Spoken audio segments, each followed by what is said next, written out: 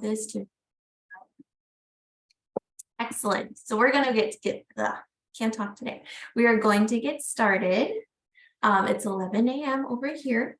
So again, welcome everybody and thank you for joining us for today's webinar. We will be presenting Hiring and Retaining the Right Workers for the Public Sector by Cheryl Ann Campbell. So just a little housekeeping as usual before we get started today. This session is being recorded. At the end of the webinar, I will provide links for accessing the recording in the chat, so please stay tuned for that. To ensure a high quality recording, all attendees are encouraged to mute your mic. If you have any questions during the presentation, please type them into the chat box in your Zoom control panel, and we will get to them if time allows at the end of the presentation. So without further ado, Cheryl Ann, please take it away. Good morning. I'm coming to you actually from Austin, Texas today. So good morning, good afternoon, wherever you're coming from. I'm really happy to be with you.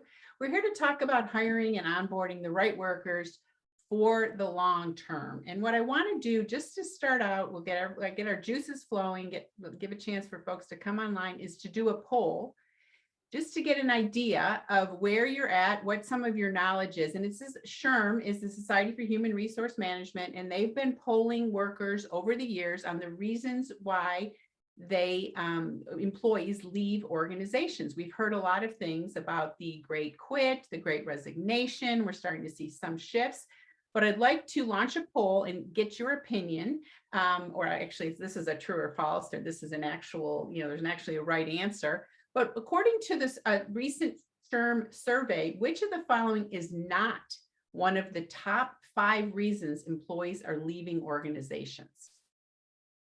See what we can get here.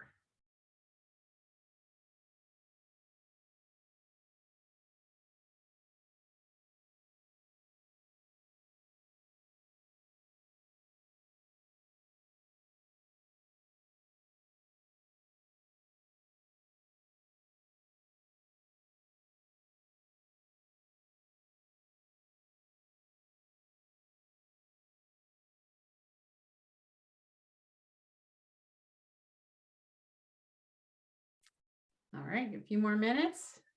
I'm going to close the poll just for the sake of time. We've got 200 or so of you on the line here, so get a few more responses here, and then I'm going to go ahead and close it.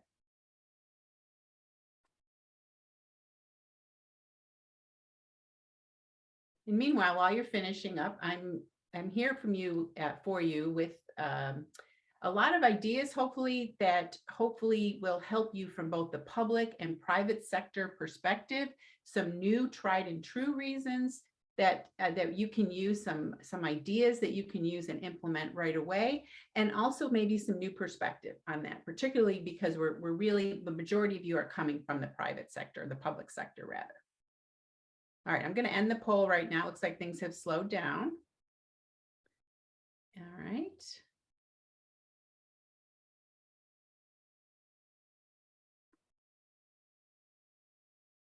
Okay, so you should see now that the majority of you were correct, more than half of you were correct, that according to the SHRM poll, the top reason, which I did not put on here, is still compensation. Unfortunately, I know years ago we used to say people didn't leave for money, they left because of the manager, the relationship with the manager. You will see that uncaring and uninspiring leadership is still on the poll, is still in the top 5. Lack of career development, unsustainable work expectations has popped up.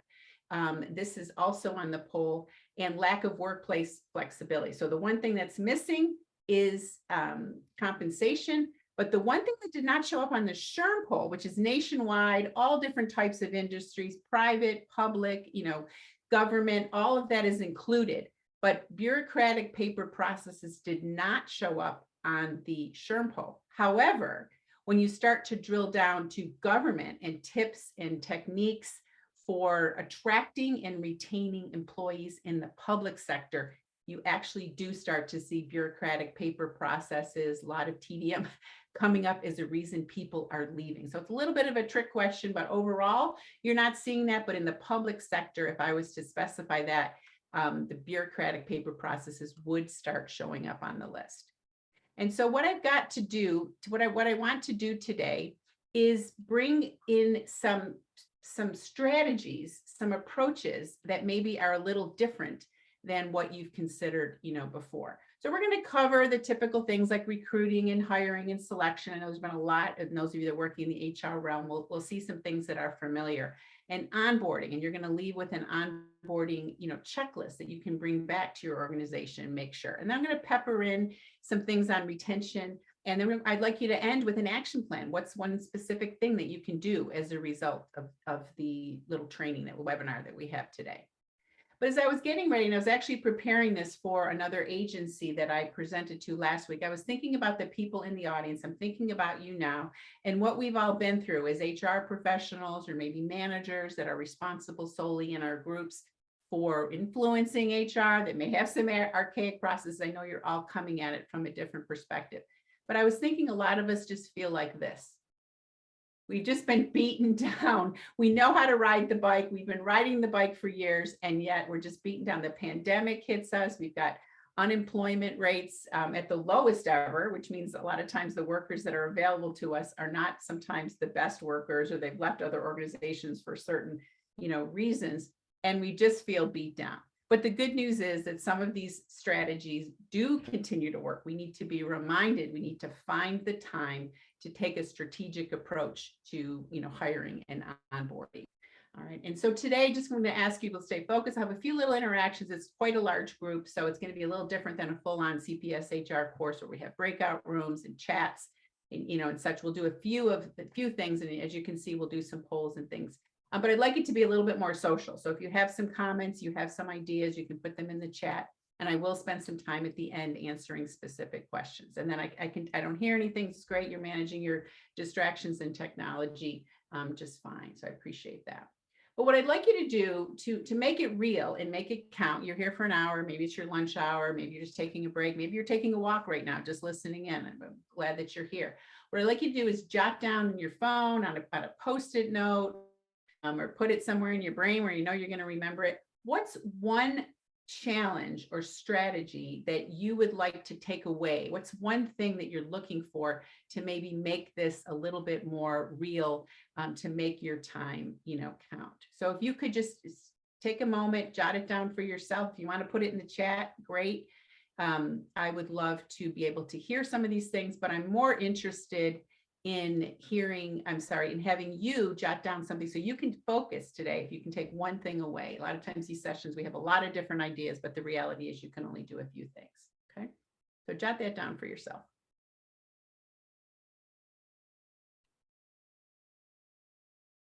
All right. Now I'd like to do another poll, another quick poll. And here we're gonna look at a poll from the from the Harvard Business Review. And they looked at why organizations should develop a systematic employee value proposition. And we're going to talk a little bit more about that. In other words, trying to really hone in on what employees need and want. And the article, it was in the February issue. If you get the Harvard Business Review, I highly recommend it. I know it tends to focus a lot on private industry, but there's a lot of nuggets that we can learn in the public sector. But in the February issue, the title article, the cover article is what companies get wrong about talent management and retention. So I'd like you to think about this as we're launching into this now. Okay. Let's see. Marissa, I'm having trouble launching this poll. Not sure if you can help on your end. Yeah, let me see what I can do here. Okay. And I'm doing poll number right now 4 it is. Oh, we have to end the other one. Oh, okay, that's what I did. Thank you. Got so excited I started moving along. Good now? Okay, I hope that poll wasn't sitting on that screen. All right. There we go. Thank you. All right, here we go. So according to a recent article in the Harvard Business Review, organizations should design and implement a systematic employee value proposition to improve hiring and retention, period. But this system should be comprised of 4 factors. Which do you think is not one of them?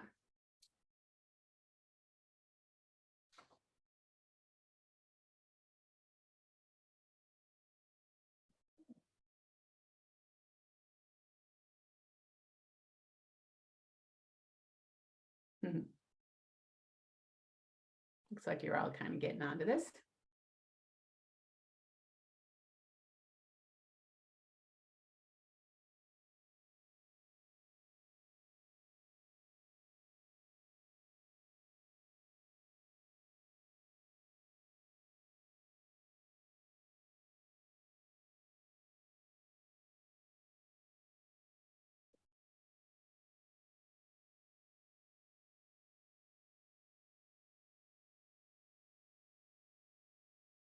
All right, I'm going to wrap it up here in a second.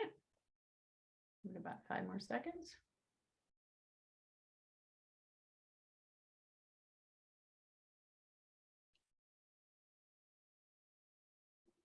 All right. All right, y'all ace this one. But believe it or not, this is the basis of the article. This is what most organizations get wrong. They're asking people on an individual basis when they're coming in or when they give their notice. They're trying to be reactive and trying to be responsive to people's needs, and they're not being strategic. And so it's really important that we pull back and we look at 4 categories. My presentation today will complement these 4 categories. I actually had this presentation, ready to go when I was reading the article. I said this would complement really well what we're doing. So it's really those material offerings, being strategic about benefits and perks. And perks could be time off. Perks can be different work assignments, certainly looking and trying to be as competitive as you can with the budgets that you are given. Opportunities to grow and develop, no one answered that one. So you all get that's really important to people. That continues to be really high, on the list. And then having a whole section of activities around connection and community. And what we're going to talk about today is how that connection relates to the business mission, but also having opportunities for employees to connect. And then making sure they have meaning and purpose. Why do they exist? Why does that job exist? Why does the organization exist? What are those things? And so what we don't want to be doing is just being reactive. It seems obvious. I mean, the majority of you got that, correct, but it is not something that is going to be, strategic in the long run. Okay, so let's make sure we end this. All right, I'm not sure if you need to end that, Marissa. But really what ends up happening is we just have a bunch of spaghetti and we're just throwing it up against the wall and trying to see what sticks. And so what I hope you take away from today is a moment, a time, maybe a meeting that you have with your staff, with key people, to talk about how can we be strategic? How can we make sure we're addressing these things now rather than when we have an emergency?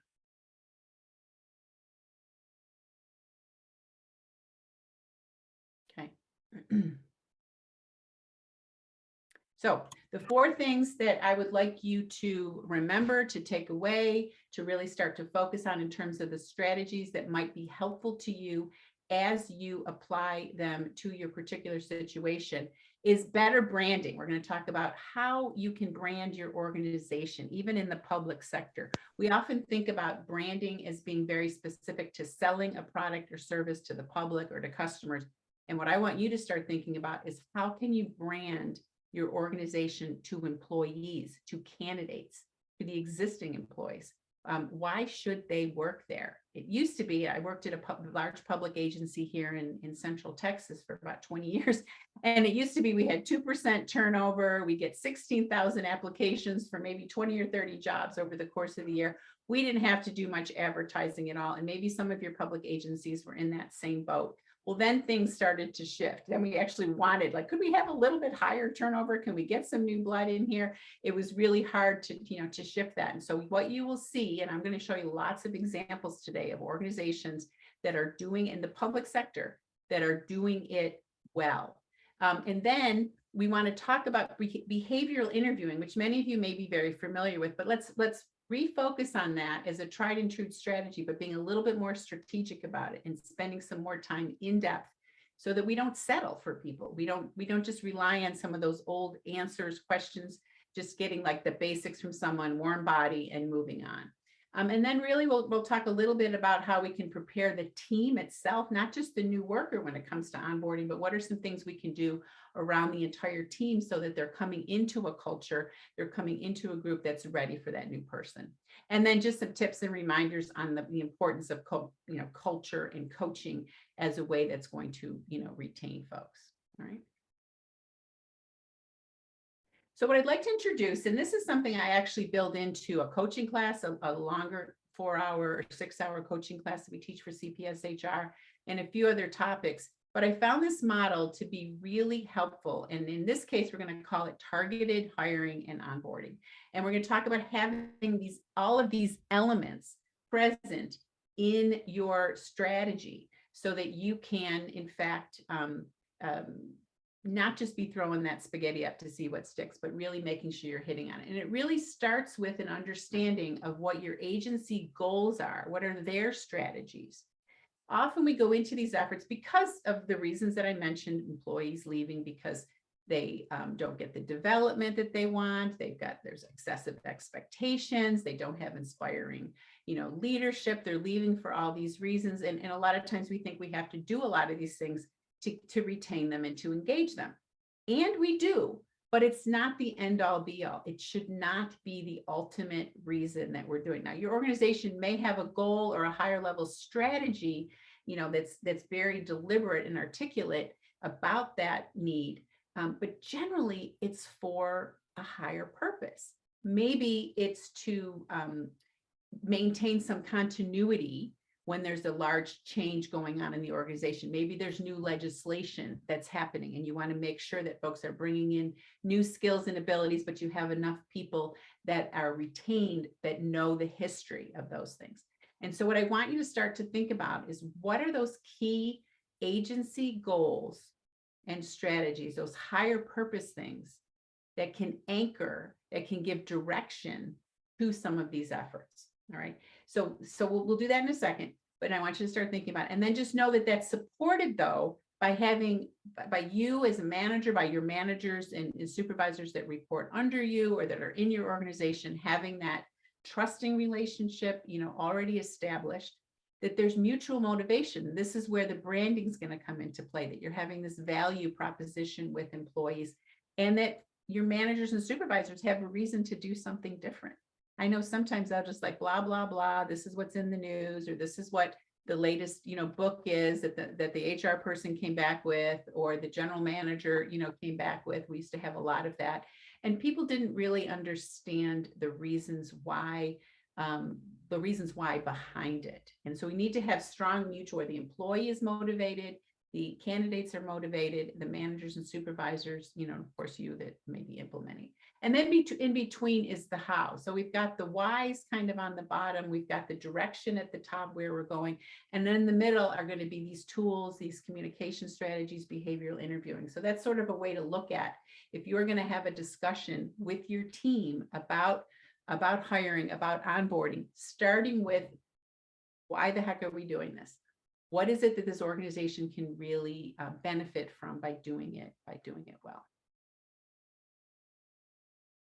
All right, so with that focus, what you can do is an exercise with your group, and you'll get this, as Marissa said, you'll get a handout after. I'm going to convert this to a PDF for you, but sit down, really spell it out. If you don't have, I work with a lot of smaller agencies or smaller businesses. They've gone through this, it's on paper, but they really haven't spent time talking about it as an HR group and how they can really connect. And we're going to start to see how we can connect your activities to this higher mission. What is it about service? What is it about the public sector that may be appealing? Where are you going? Who are you trying to serve? Is it just compliance? Is it just the law? But what's the spirit of the law behind what you're trying to achieve? Does your organization have living, breathing values that you've talked about, that you have those in the forefront? So you really, to have a targeted approach, you really need to have those, and a lot of times we just jump right into, okay, there's a vacancy. And so we're going to just define the skills and the duties and the competencies and then get those out there to the public. And then what happens? We just have to stop and pray, right? I call it post and pray. That's like one of the biggest the biggest strategies that I think we've used in the public sector for years and years and years. And obviously we're trying to turn that on its end and say it's more than just praying helps. Don't get me wrong. And you're going to see that praying is going to be interspersed throughout our whole process. It cannot hurt, but certainly it will help to have a real strategy, in place. All right. Got one more poll here for you. Yes, the slides will be shared. I think someone put that in the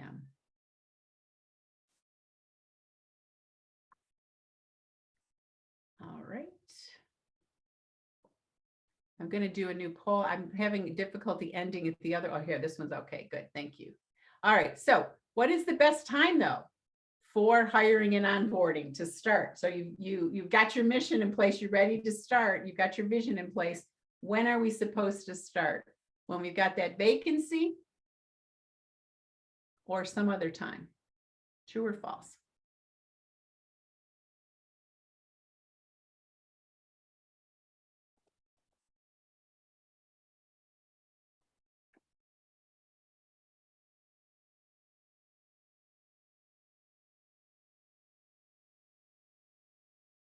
All right, just a couple more seconds. Coming in quick.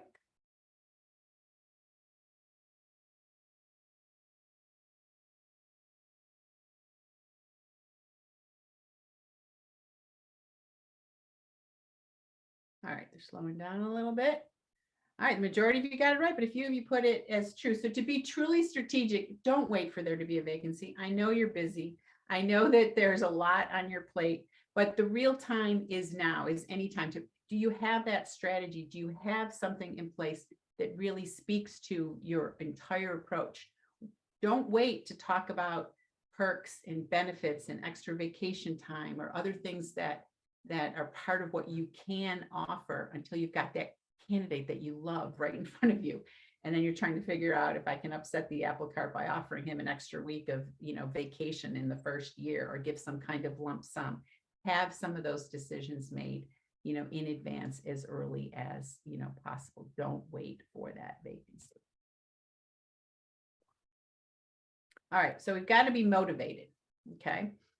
So what I want to talk about is why bother doing this? Why bother taking a different approach? We've heard that age-old definition, of insanity is continuing to do the same things and expecting different results. And so we're going to talk about, since we're talking about a few different strategies and ideas, what I want to do is get you all to think about what are the benefits of getting it right and what prevents us from getting it right. So if your last name begins with A through M, I want you to think of a couple of ideas about what are the benefits, why get this hiring and onboarding right. Let's get it in front of us. Maybe it's obvious, but I want to just get it out there. So don't do anything with it yet, but be thinking about it. And then if your last name starts with N through Z, I want you to think about, well, what gets in the way? Why don't we get it right? What prevents us from getting it right, especially in the public sector? All right, so now if for the A through M, if you want to annotate and put it on the screen, if you want to put it in the chat right now, but what are some of the reasons why some of the benefits, some of the reasons behind getting it right and why we should spend this effort? What do you all think? So jot down a few ideas there. Like I said, you can put it in the chat or you can put a text box or you can draw on the screen, maybe try and pick some places on the screen that aren't so, front and center. A few of you pick, and some of you are already populating the chat. Great. You can take a look at those. More candidates, employee retention, meeting communication needs, consistency. Yes, I love that about consistency. Employee engagement.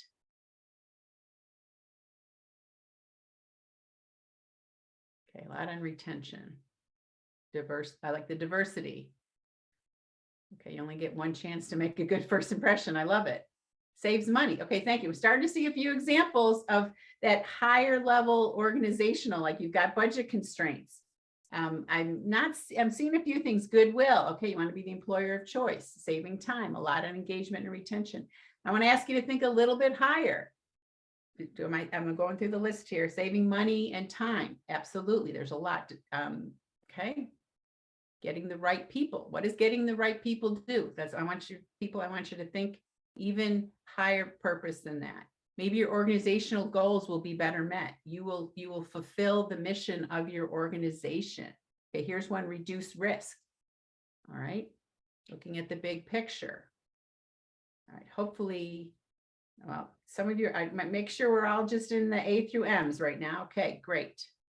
Employees become ambassadors for your company. Okay, bigger and better. That actually you're going to see come up later. Some of the biggest ways, the best ways to advertise are, what are your employees saying about you when they're out in the field, when they're running into someone from the public, or they're conducting some kind of session, maybe an information session in the public. How are they representing you? Oh, I heard about that agency. Oh, I'd like to maybe apply when I see a job. So all of those reasons, okay?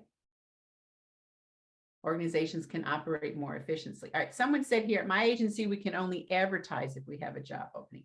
That's cool, that's normal. I'm talking, my question earlier, my poll earlier is more about, when do you start planning for it though?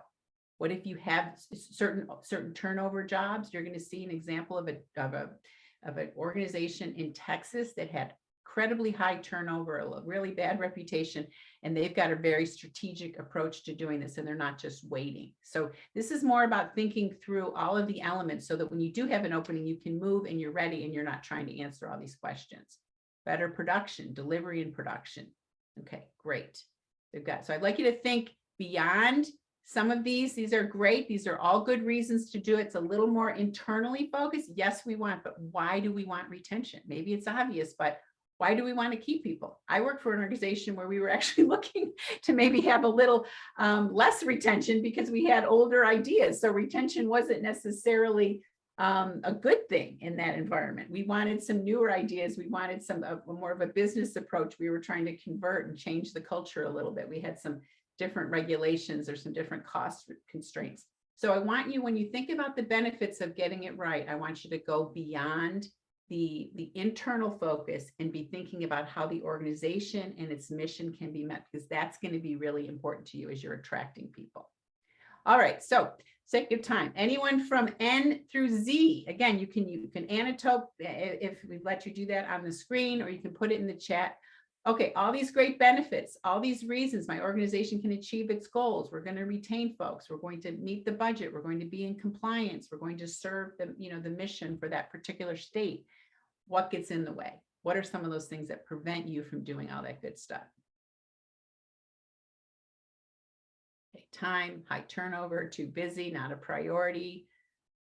Status quo, slow decision making, hindered by the process itself. Yeah, some of you, I believe me, I used to manage a staffing in talent acquisition, very onerous. Sometimes our processes are old ideas, favoritism. Sometimes we have must hires that come in if you're anything like organizations that I've worked in.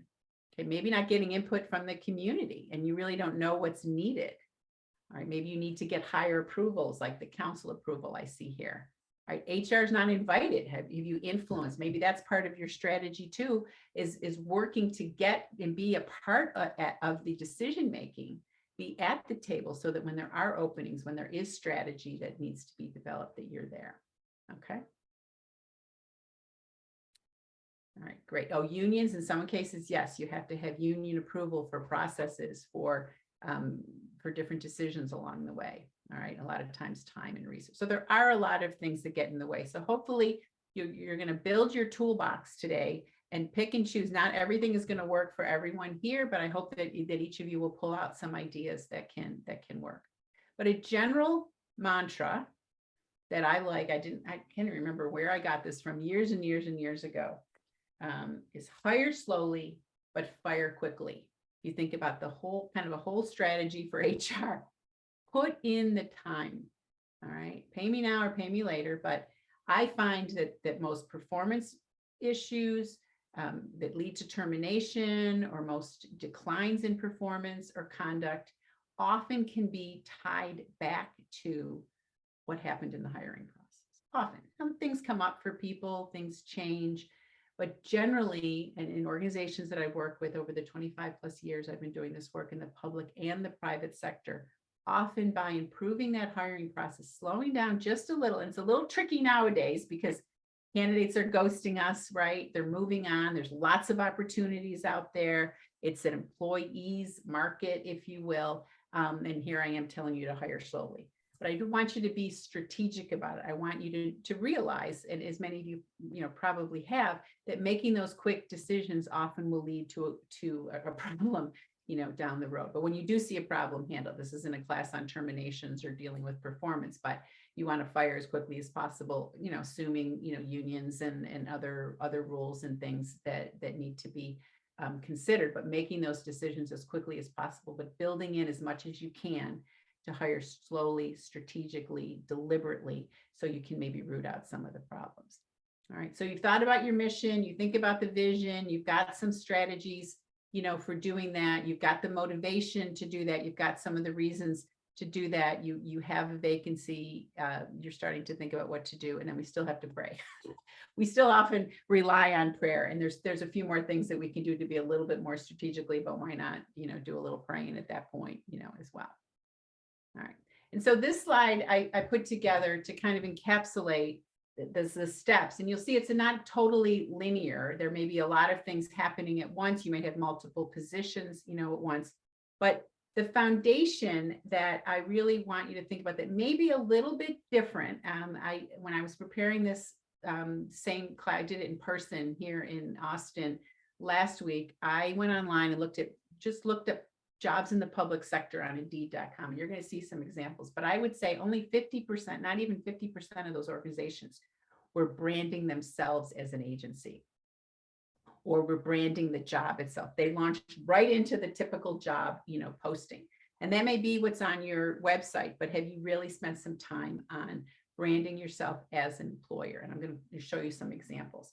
And then being clear on, we often jump right into defining the roles and the goals. What do we need? Or worse, we just dust off the old posting. We slap it up there just to start getting things in, and we're posting and praying. But are we really looking at, has it changed? Are duties and responsibilities different because of that mission vision? Are there new rules and compliance? Have we dusted it off? Oh, maybe we've actually updated our job descriptions and not waited till there was a vacancy. And again, I know you're like, oh, there's so much to do, but if you haven't spent that time reviewing things before there's an immediate need, you're going to be spending more time in that. All right. And then we need to do some promoting and recruiting. I'm going to show you a few examples of that. We're going to talk about the interviewing process, selecting the right, person, and then some tips on onboarding. Okay. So branding. What is branding? Again, it's not just slapping up a posting. It's not just, throwing it out on the website. That's fine. But true branding answers about 5 questions, and you might have some additional questions. But true branding answers the question, why would employees want to work for you? What is it about you as an agency, as maybe your management team? Why? What is it that could be a hook for them? A hook, a good thing. What are your mission, vision, and values? Are you clear about that? Do they even know what your agency does? A lot of us live in these acronyms and whatever, but have we been able to articulate that in an easy way for them to understand? How could you stand out among employers? Is there something different about what you offer, the kind of work, where you're located, the type of members of the public that you interact with, the particular mission or the service that you are serving that may be unique or different. Okay. You can't be all things to all people, but you have to hone in on this. Could be a really good strategic discussion for your HR group. Who are we, and why do we want to appeal to folks? What is it about us? Maybe you have to ask your existing employees even. All right. What do you offer in terms of benefits? Have you been real clear? Are you taking it for granted that folks know about your time off? Or in Texas, we have extra, holidays that are there. Or you've got a really good, robust health insurance, program where you have some extra, you have pet insurance, and some agencies don't, offer that. Or you do something with time off, or you have some other perk, or you're allowing for a hybrid workforce, which is appealing, or you're just all in the office, and that may be appealing to folks. And then why this job? What is it about that job that could be attractive? What's in it for the candidate? All right, what's in it for the candidate? And in the old days, we used to just have the luxury of just posting a job and getting it, or they would find us, or they'd find your website and they would just go to it. Now we're having to be more and more creative, but I'd like to suggest that it really starts with you branding your agency and branding the job. So let me show you an example of one. Oops, here we go. This is TSA. Most of you have probably flown by now as things are loosening up a little bit. But this is a government, they call it a government information specialist. I'm pretty sure this job is the job of the person that's frisking us, that's helping us through security at most of the airports and ports and things around the country. But look at what they say there. First off, this is a posting for a government information specialist. If you look it up on Indeed, I'm sure there's just an ongoing posting. I haven't looked at it since last week when I was preparing this. Securing travel, protecting people in a real simple way. They branded who they are. At the Transportation Security Administration, you will serve in a high-stakes environment to safeguard the American way of life. In cities across the country, you would secure airports, seaports, railroads, highways, and public transport, thus protecting America's transportation infrastructure and ensuring freedom of movement for people in commerce. Wow. I mean, you might think it's corny, but this encapsulates what the job is. This gives it a higher meaning. And some of these folks don't make a whole lot of money, but they've got a really important job. And here it is right in the posting before it gets into the duties, before it gets into the job fair that's coming up. They branded the organization and they branded the job to give you a feel, to give people that higher meaning about why they exist. Okay. Right. So some good comments in the chat if you'd like to see those. I appreciate all that. All right, here's another one. Let's go in here.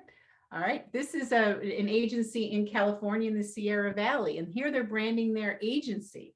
We're located in California, Sierra Valley, 45 minutes from Reno, 45 minutes from the Lakes Basin, an hour from Lake Tahoe. They're probably in the middle of nowhere. I actually don't know this agency, but they're probably in the middle of nowhere. But boy, did they give you an idea of where they are, okay, and how close you actually are to other fun things. They talk about their community, ideal for outdoor enthusiasts, nature lovers, from mountain biking and snowmobiling to bird watching and fishing. We've got it all. And they go on. Then you'll see, and I've got it grayed out at the bottom, but you see that then they get into the position itself. All right. And then they tell you a little bit more. But these are the leads, people. This is how they are leading and trying to hook the people. When you look up their postings on more independent sites, I didn't go to their actual site. But my hope, and I'll bring this in now, I'm going to bring it up later, but might as well for the sake of time. A lot of organizations will have a landing page in their careers where they'll talk about these things right in that page. They might have some pictures. They might have some things that are really branding the agency and what makes them special. You couldn't say this about some places in Texas in the middle of nowhere. You maybe have other things, but hopefully this gives you some ideas, right? Here's another one, a network technician for the county of Santa Barbara. Okay, these are all public agencies. Excellent opportunity to grow your career in tech. Work for a service-oriented organization that makes impact, and so on. One full-time vacancy. There's flexibility. They work in locations throughout the county, which implies maybe some travel and some variety. So they're really tapping into here what makes this job different or unique, and a little bit about the agency, itself. And then it gets into, if you can see that, what's the ideal candidate, and it'll go into the description. All right. Here's another one for agency. This is the city of Fort Worth up here in North Texas. All right. They lead with the pay, and that I think sometimes that's a really good thing to do, to be realistic, so folks know what they're getting into. They know what this agency is about. The city of Fort Worth is the 13th largest city in the U.S., fastest growing, received multiple accolades. So basically saying we're cool. We're a cool city and you might want to work here. And look, this is what we're about. And so they're branding the agency, in this case, a municipality that might otherwise seem boring. You're like, oh, maybe Fort Worth is for me. Maybe I'm in, some other part of Texas, or maybe I'd like to relocate. And so that's something there. All right, here's one from an agency in Texas that's had a lot of challenges.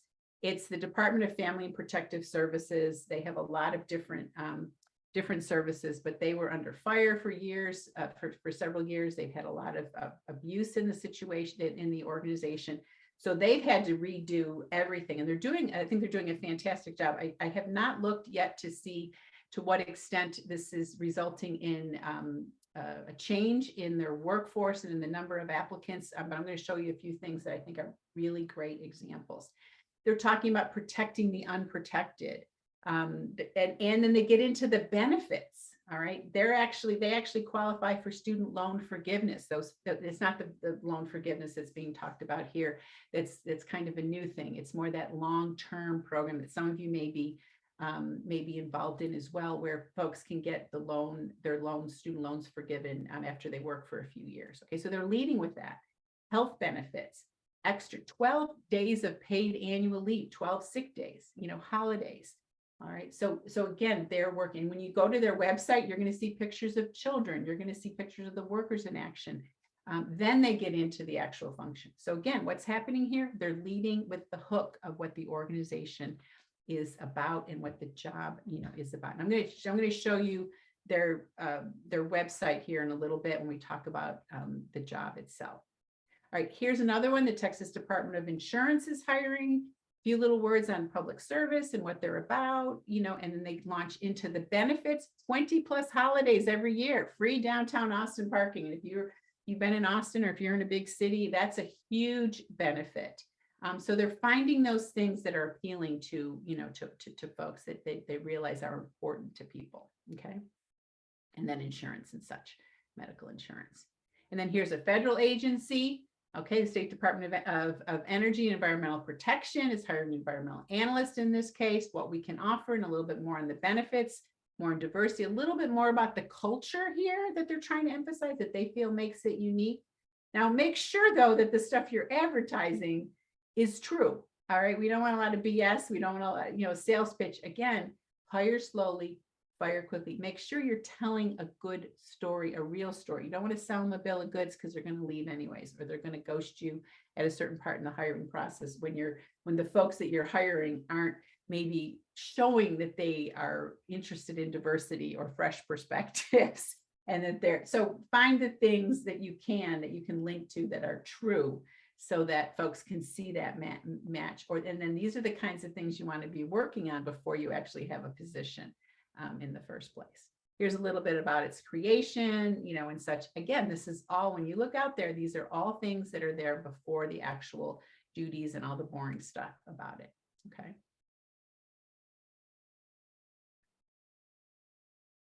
All right. Oops. Sorry about that. Hold on. All right, so just a few things then. Once you define the role, you start to get into your promoting and your recruiting, strategies. Make sure that you have some kind of career landing page. Even if you're not allowed to post positions or put things out there until there's a vacancy, you can still be constantly promoting the idea that you exist, why you exist, and answering those branding questions that we just talked about. You can certainly use things like Indeed and LinkedIn if your agency is allowed, to do that, or just having your own site or government or other government groups that you're involved in. So again, thinking through, what can we do on a career landing page? What can we do? What are we allowed to do on social media? Do we have a plan for these things? If we can be strategic in putting some things in place so that we're not waiting, that's better. But if not, at least be ready to go when you have an opening. Which I imagine most of you have. What kind of existing contacts, clients, community relationships exist? Professional organizations, do you already have that all spelled out in your organization? And then again, what I mentioned earlier, your reputation as an employer will attract them. So it's that day-to-day, even when you have to let people go, what are they saying about you? All right, if you're allowed to let people go. So it's that, what can employees do? So some agencies maybe can do some kind of referral program where employees get some kind of benefit for referring people that they believe could, be a good fit for the organization. Certainly having a strategy to expand your reach, diversify, and try and reflect your constituents. You may go out and talk to the public about what kind of positions. Some of you maybe are obligated to. I know in school districts and other places, a lot of times they're asking the schools, they're asking some of the people that they're serving, what would make a good, X position. And then again, don't wait until you need to hire to plan to hire. So we've talked about these questions about branding, things that you can answer. A couple of other things that I'm starting to see more and more of, it's happening a little less than the branding, but it's becoming more and more effective. It's been around for a long time. We just didn't see it. And you might have to be real creative in your agency to do this, but I'm seeing in the public and the private sector, and that's realistic job previews. What is that? It's somewhere through your landing page. It could be in the interview process. It could be an observation for your top, couple of candidates, but somehow giving these candidates, these that you are highly considering, the most realistic view of what this job entails, or giving them enough of a realistic view that they're attracted to it and they apply in the first place, or they don't apply and don't waste your time. Okay. So really the answer is why that job for this audience. What is it appealing? Who works there? Maybe it's even talking to your own employees and finding out why they work there, why they like it, who would they want to work with in interviewing them. And so it's really distinguishing, are you a slower bureaucratic organization? Okay, but you're solid. You have some solid benefits. You do have some flexibility, but it is. My daughters recently worked for an organization, kind of a quasi-governmental agency up in the Boston area. They do a lot of work for the Department of Defense, although they're not a federal agency. But throughout the whole process, and she had come from high tech in a robotics company, and she was told throughout the process and given examples of how we want you to come in and help us change some things, but it's going to be slow. And she's like one of these fast. So she went in with open eyes. She went in with ideas. She went in with the support of her manager, but had a pretty clear idea that their organization was going to be in lane 3, where she had come from a lane, a different lane, maybe a faster rabbit. So giving an idea of who you are, how you can distinguish yourself in the pack, particularly when it comes to pace. And if you remember, I talked about bureaucracy and sort of really heavy duty processes and things. Maybe you want to change those, or maybe that's just who you are, giving that realistic job preview. Because really what people are seeing and doing is going to be a much better predictor of success if they've either done it before or they can articulate that they would be comfortable in that. And that's going to get into the interviewing process here shortly. So here's again our Department of Child and Family Services, or that subdivision of that posting I started to show you earlier, in Texas that had so many issues. Here they're throwing out, just a few weeks ago, they're having a virtual career fair. All right, there's a certain title, same day interviews. All right, same day, like come on in, we're going to interview you. They'll probably make offers on the spot if they can. If you can do that, finding ways to grab people, quick, give them an idea, and then they've got some, descriptions of what the agency does and what the position does. And then I love this, right in the posting, for a realistic job preview, click here. Okay, I'm not going to click. You'll see this in the notes when you get them, in the presentation when you get them. I'm going to see if I can do this real quick. We were testing this out ahead of time, and I'm going to bring up their web page, and this is their landing page. So let's see if I can do this right here. I'm going to share that with you.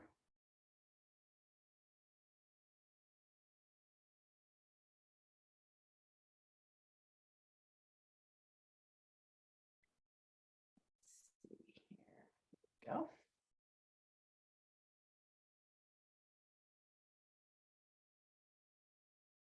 Again, I'm not going to try the video because sometimes that gets a little squirrely, especially with so many people on the line, but hopefully you can see now. This is the Texas Department of Family and Protective Services for these jobs in CPS, their division. This is their landing page. All right, it talks about the job, what jobs are available, different titles. Of course, they have a lot of openings, but you could also word it, what jobs typically do we have? You might not be hiring right now. Then they actually have a really good video about who they are, and this will make you cry. These employees are talking, or you can tell they're real employees, are talking about why they love working there, what keeps them there, and it's only about 3 minutes long, okay? And then they do a job preview video. Is this the job for you? And they actually show you and take you along on a day with several employees, and you get to see what the job entails, all right? This is right on their website before there's an opening, so folks can actually get a picture of what that is, and you can tell that it's real. And then they have frequently asked questions. I think I could do this job, but will I be trained? Are there opportunities for, career advancement and so on? And they do this for several of the positions. So I'll let you kind of navigate, to that if you'd like it at a later date. But I just wanted to show that to you as an example of an organization that's doing it well, that does it proactively. Now, you may not have it, you may not be able to do a video. You may have to do the Q&A or FAQs, or in some respects. You may be able to bring them on in an interview process and show them and tell them to show up at a particular, location, so that you can they can kind of see the job in action. I have some folks that run a daycare, a childcare, and they have folks interacting with the kids for a short, amount of time. So you need to be creative, but the more you can get people to see it, especially up front, they won't apply. I'm really more into not getting people that aren't interested. And you might think, well, maybe I have to, trick them into applying or trick them into being interested. And then once I get them, we can convince them. But I'd be as realistic, as possible as you can. All right, so we're back to the process. We talked about branding, a little bit on defining the goals, promoting and recruiting. And now we really want to focus on having a good interviewing process. All right. And so back to our targeted efforts and thinking about what is it that is, who is our agency about? What is the mission, vision, and values? Again, get anchored in those. So maybe you've done all your branding already that's out there, but now you're like, okay, now I have the opening. For some of you that maybe do get a little short on time. So you start to define what are the key skills, duties, and competencies that you need. I know there's usually a laundry list for all our public sector, things, but really pulling out what are the most important things. And so in this case, let's just say we want someone that has public sector experience. It's really important. We want to gauge at least how much they do know or don't know, and that they want to have certain licenses, certifications. There's a real technical aspect, let's say, of this job. So we want to make sure that they can learn quickly, or they can be proficient, get up to speed, and teamwork. These might be things that relate to all of your jobs. But I want you to dig deep and really think about what's the competency. And then what you need to do is translate those into those robust questions. Maybe you've got a matrix. Maybe we're used to it. We've got all the competencies on the left, but do you have really good behavioral interviewing questions for some of these? So the typical bad questions, or the typical traditional questions that have come up, are things like, have you ever worked in the public sector? Do you have X certifications? They're yes or no. They're rhetorical questions. Do you work well with others? All right, hopefully we've moved beyond it, but as a reminder, these are not good enough. They do not get what you want. You really want to look at behavioral questions. This will tell you something about what people have actually done in the past as a better indicator of what people can do in the future. So let's replace those questions with better ones. Like, tell me about your experience working in a public agency versus private. Tell me. Describe how your certifications and specialized training have helped you. So not only do you have it, if they're going to inherit in that is, do they have one? Maybe you see it on their application, you check the box, but how have they actually used it? All right. Tell me about a time when you didn't know the technical aspects and you had to learn them. How do you go about learning? How do you approach duties that you haven't had experience with? So this tells you if they're coachable. All right.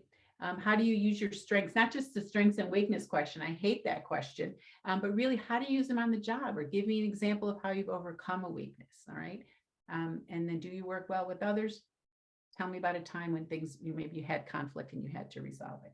So this is just another reminder to have really good, robust behavioral questions that tie to those key competencies, those key skills that'll help you achieve that vision and that targeted approach. All right.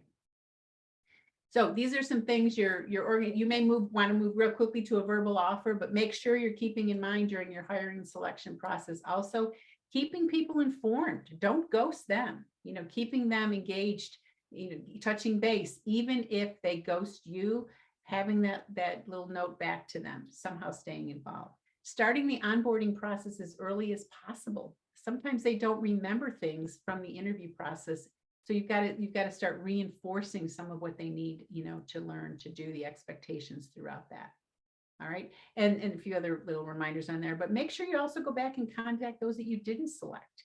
If you're lucky enough to have a few in there, especially if they're a good second or third choice, keep that relationship going so that if you need someone in the future, or if your first person, bails on you, you've got them to come to, or you're fostering it for the future.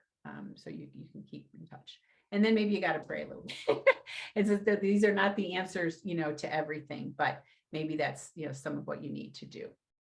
The other thing I want to make sure that I leave you with are just some tips and techniques for doing onboarding, successfully, some do's and don'ts. And again, there's some real basics in here, like knowing the labor laws, reviewing the mission and vision again. But here is this idea that, have you prepared the rest of the team for this new role? How are roles changing? What are they going to do? Have you talked to the team? Have you involved maybe in the interview process in the first place? Have they been a part of that? So you need to prepare the team and not just the workspace or the workplace. We sometimes focus, we've gotten much better at preparing the candidates, but are we really preparing the culture and preparing them to be welcomed in? All right. Setting goals, performance goals, those kind of things from the beginning. This 1/3 from the bottom, I really like when you're bringing someone on, have you given thought to not only the tasks, but the decision-making authority? What are the constraints? What do they have to come to you on or to the manager on every time they have to do something versus what can they do and then just tell the manager? Where do they have to ask questions? So defining those things up front can really help prepare the person. And then having some kind of training and coaching plan ready to go.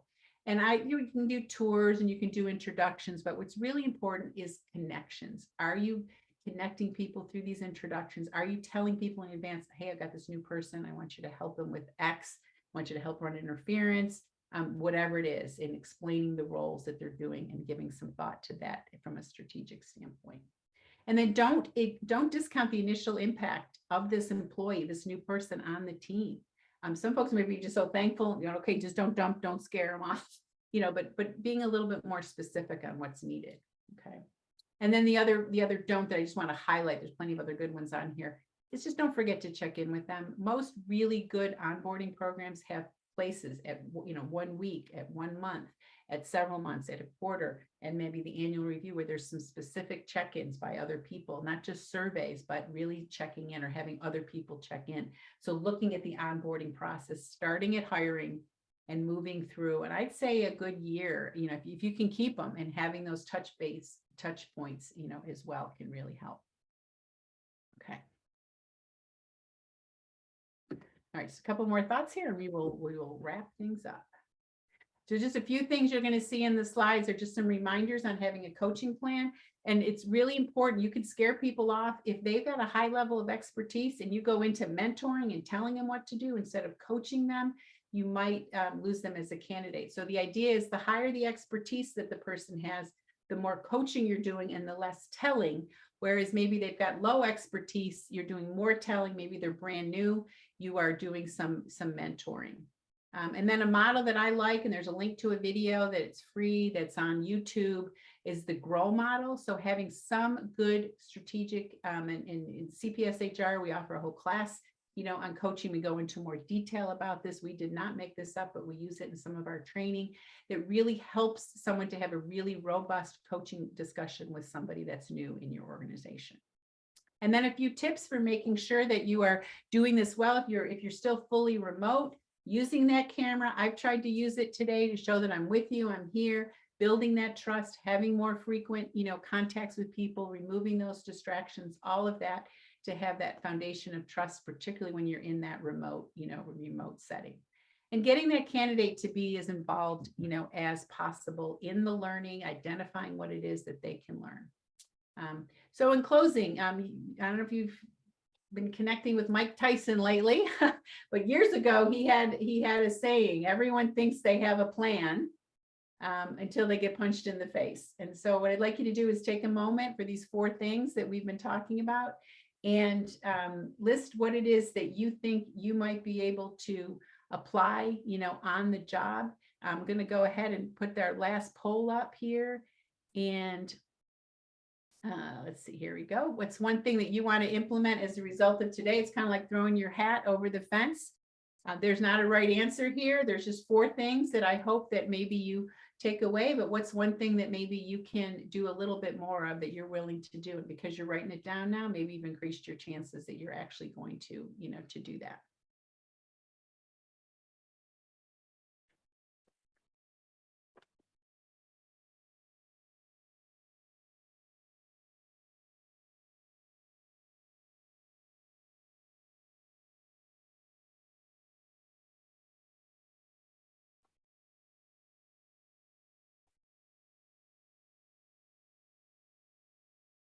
All right.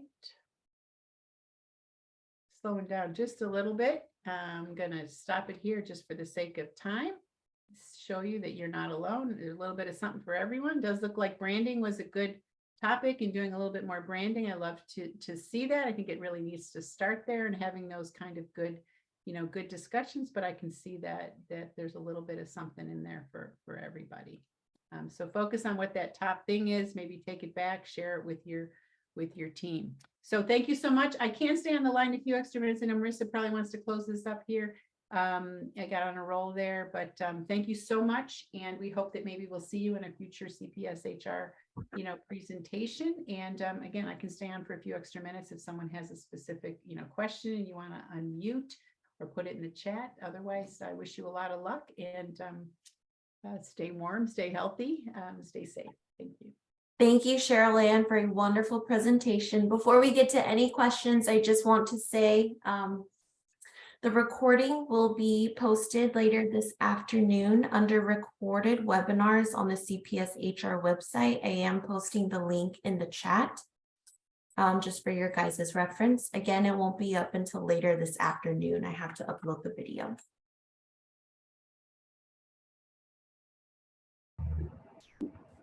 Can we have the link to the video that she referenced?